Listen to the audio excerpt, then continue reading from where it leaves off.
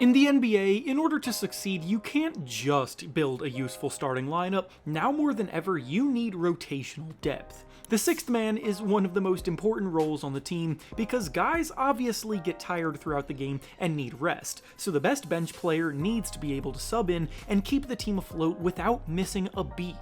Last week, we dove deep into every team's starting lineup, going position by position, ranking the player at each spot in every team's starting lineup, so in case you missed those videos, all 5 of them are now up and ready to go, so you can go check them out after you watch this video. But today, we are now doing something similar, only this time, we will be ranking the sixth men from all 30 NBA teams from worst to best. Before we start though, it turns out a good amount of you watching right now aren't even subscribed to the channel, so if you enjoy the content, consider hitting the subscribe button, as not only does it help out a ton, but it also very much appreciate it. Now with that being said, let's begin. Starting at the bottom and working our way up to the number 1 spot, we have Terrence Mann of the Brooklyn Nets. A few years ago, Mann was a highly sought-after role player that the Clippers wouldn't even consider including in trade offers, and with some huge playoff games under his belt, he provided a versatile two-way impact, but last season was arguably the worst of his career, struggling defensively, still not developing on offense, and negatively impacting the game when he was on the court with the Clippers, production having dropped off a cliff with him last season, so they ended up trading him. Next, at number 29, we have Jose Alvarado of the New Orleans Pelicans. Alvarado is known for his energetic jolt off the Pelicans bench as someone who competes hard, and somehow manages to sneak his way in for a steal from behind every few games, despite every team surely being aware that that's what he's going for by now. Overall though, he's an inefficient scorer inside and out, and he's undersized, which leads to obvious defensive struggles, so even though he can have the occasional big night, he's near the bottom for a reason. Next at number 28, we have Georges Niang of the Utah Jazz. Niang is a one-trick pony, but luckily he's very good at his one trick. He's one of the league's best spot-up shooters, hitting 40% of his threes in his career, and every now and then he can waddle his way down to the paint for some post-ups, but in general, if his shot isn't falling on any particular night, he's not going to be impacting the game in many other ways. Next at number 27, we have Miles McBride of the New York Knicks. The Knicks haven't exactly had a whole lot of depth in their rotation over the last few seasons, but McBride was one player consistently trusted in big moments from this unit. He's out there to fight on defense out on the perimeter and to launch threes whenever he finds an opening to do so. His percentages from deep this past season just dipped a little bit compared to the year prior, which knocks him down a few spots unfortunately. Next, number 26, we have Cam Whitmore of the Washington Wizards. After spending 2 years in Houston to start his career, it became clear he was not going to be able to carve out a role in the rotation as they leveled up to being playoff contenders, so getting traded to Washington should be a blessing for his career moving forward. He's an explosive finisher at the basket that plays in attack mode at all times, and while he is a naturally gifted scoring talent, he needs to rein in his shot selection and overall decision making to start making a positive impact. Next at number 25, we have Kevin Huerter of the Chicago Bulls. 2 years ago, Huerter was a rock-solid starting shooting guard that confidently spaced the floor as a high-volume and efficient three-point shooter in Sacramento and in Atlanta, but things have gone downhill since then, and now his confidence is wavering. His shooting splits have dipped hard, and he's scored fewer than 10 points per game last year for the first time since his rookie season. Next at number 24, we have Davion Mitchell of the Miami Heat. Mitchell's career was on track to be a bust after having been a top 10 pick back in 2021, but getting sent to Miami may have saved his career. He found a role immediately in the rotation, and his elite perimeter defense immediately became an asset in their rotation. He was trusted more as a ball handler in the offense, and with a newfound confidence, his three-point shot started to fall at a career-best rate, so if he can do what he did in a small sample size with Miami last year for a full season, he'll definitely shoot up even higher on this list. Next at number 23, we have Buddy Hield of the Golden State Warriors. Hield was once one of the best shooters in the entire NBA, but now that he's in his mid-30s, his overall play is starting to become more inconsistent than it already was. He can still get hot from deep and single-handedly win you a game every now and then, but game to game, the impact that Hield provides comes as an off-ball floor spacer who still struggles defensively.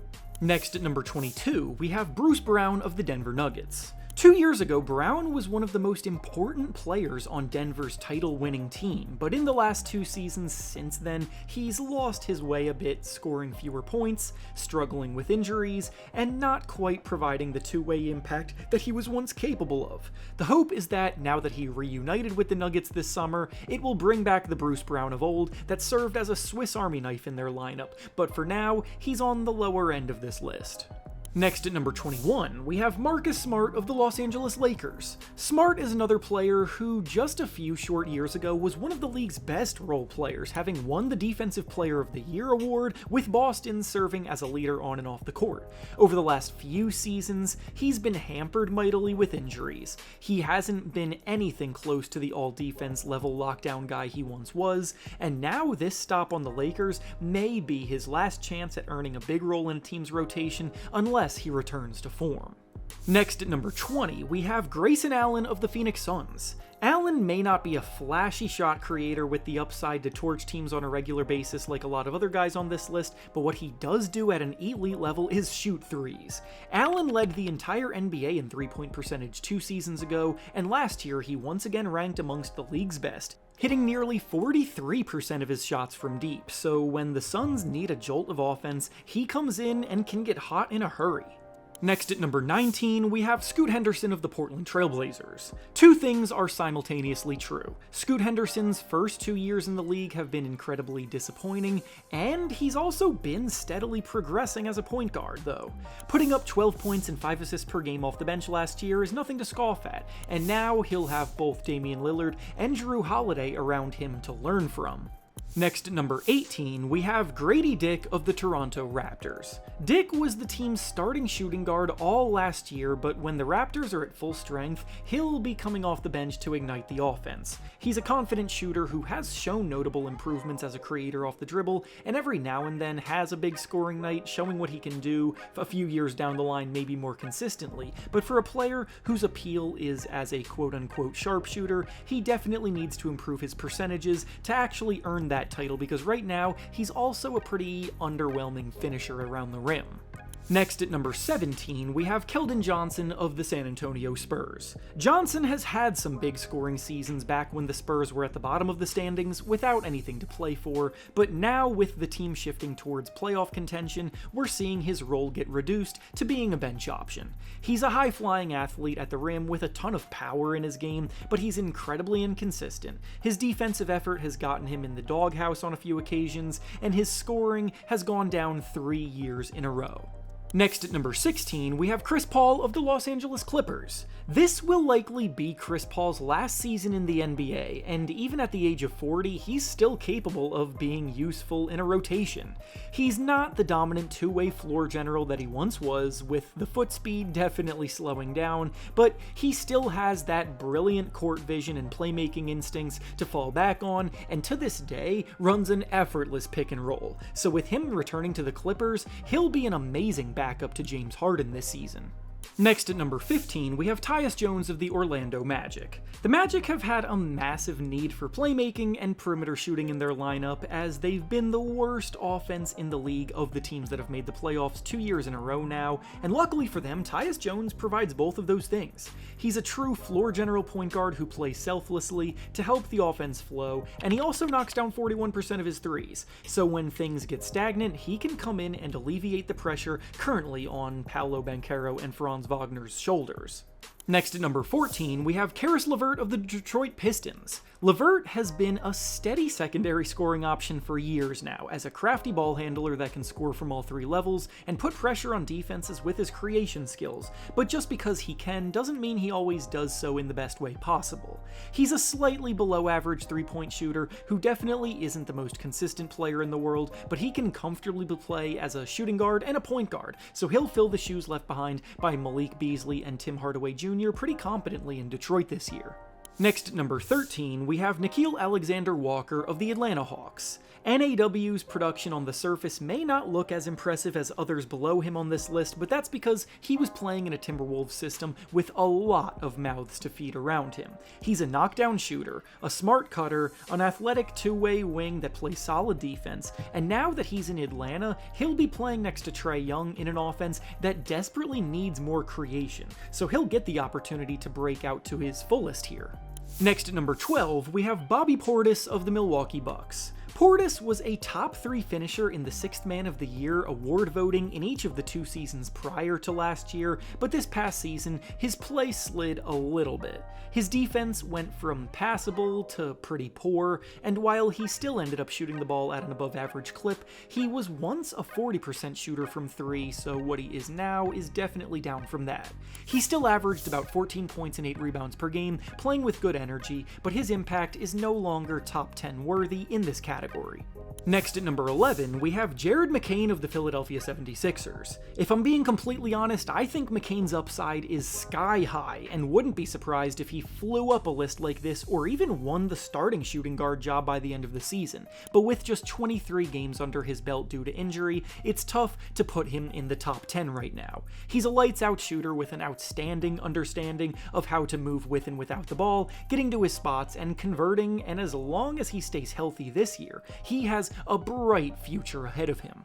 Now to start off the top 10 of this list, we have Tari Eason of the Houston Rockets. Tari Eason can genuinely do a little bit of everything out on the floor, and his versatility being able to serve in so many different roles on both ends of the floor has made him invaluable to Houston's rotation. He can play the 3, the 4, and sometimes the 5 if necessary. He's an incredible defensive talent, he's a springy athlete with good finishing skills, and every month his confidence as a shooter and creator seemed to get better and better.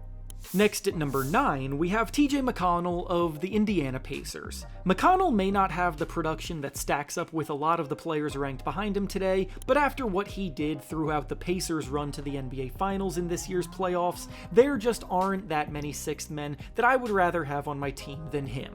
He's a big game player to the fullest degree, with a lethal mid-ranged pull-up jumper, ball control matched by very few, and a knack for pushing the pace and generating offense when he gives Tyrese Halliburton some rest. And on the biggest stage of all, he took over the NBA Finals and was one of the best players on the court, which most other bench players are just not capable of doing.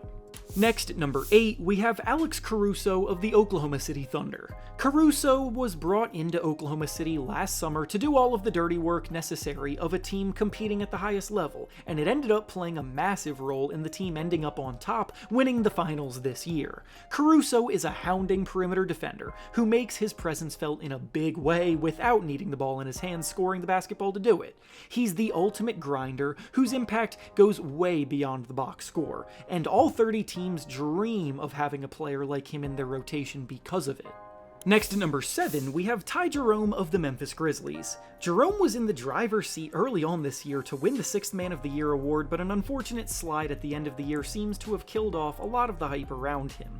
I'm not going to overreact to a slump here. He's still absolutely one of the best bench options in the league, putting up a hyper-efficient 13 points per game, shooting 51% from the field and 44% from 3, and he'll play a big part in helping replace Desmond Bane's shooting in Memphis now that he's there. Next at number 6, we have PJ Washington of the Dallas Mavericks. Washington has been the starting power forward in Dallas over the last few years, but after trading for Anthony Davis and drafting Cooper Flagg, his role is about to be reduced to being a backup. He's still someone who just put up an efficient 15 points and 8 rebounds per game, with experience playing a big role for an NBA Finals team, and his defense and rebounding efforts could have him in the mix for 6th Man of the Year this season if he gets enough minutes. Next at number 5, we have Malik Monk of the Sacramento Kings. Monk has been one of the best 6th men in the league over the last few seasons, finishing runner-up in the 6th Man of the Year race 2 seasons ago, and serving as one of the most productive bench players year after year. He's coming off of a season where he posted a career-high 17 points and 5.5 assists per game, but he also shot way worse than usual from 3 this past season, so he'll look to bounce back to potentially reach even larger heights if he can get back to where he used to be in that number.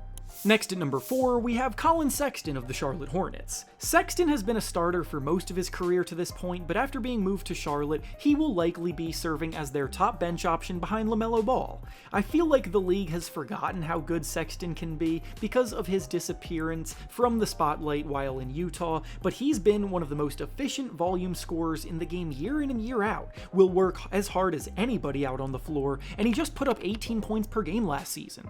Next at number 3, we have DeAndre Hunter of the Cleveland Cavaliers. Hunter is easily good enough to be a starting small forward, and for years in Atlanta, he was just that. But after the Cavaliers acquired him, he became an elite bench weapon who is coming off of the best season he's had as a pro. He's a solid perimeter defender, and on offense, he just put up about 17 points per game, shooting 47% from the field and 40% from 3, making him arguably the best 3-and-D wing coming off of the bench in the league right now. Next at number 2, we have Naz Reid of the Minnesota Timberwolves. Reid has a strong argument to be in the top spot on this list as a player who is also absolutely good enough to be a starter on a lot of teams, and he won the 6th Man of the Year award 2 years ago. He's a versatile stretch big man with a sweet shooting stroke, a handle reminiscent of a wing, and fluid athleticism that allows the team to push the pace more when he's out on the court instead of Rudy Gobert. And finally, the player that claims the throne to be the best 6th man in the NBA right now is Payton Pritchard of the Boston Celtics. Pritchard was this year's 6th Man of the Year for a reason, because even in a crowded Celtics rotation, he ended up being one of the most impactful players for them night after night. Off the bench, he would come in and immediately start bombing threes at a 41% clip. His ability to change speeds and create space keeps defenses on their toes, and when the Celtics were missing players with injuries, he filled in and had some massive scoring nights, including a 43-point outing against the Trailblazers. And with that being said, that's all I have for you today. Make sure to like the video, subscribe to the channel, and comment down below how you would rank the league's 6th men right now. Thanks for watching, and I'll see you all next time.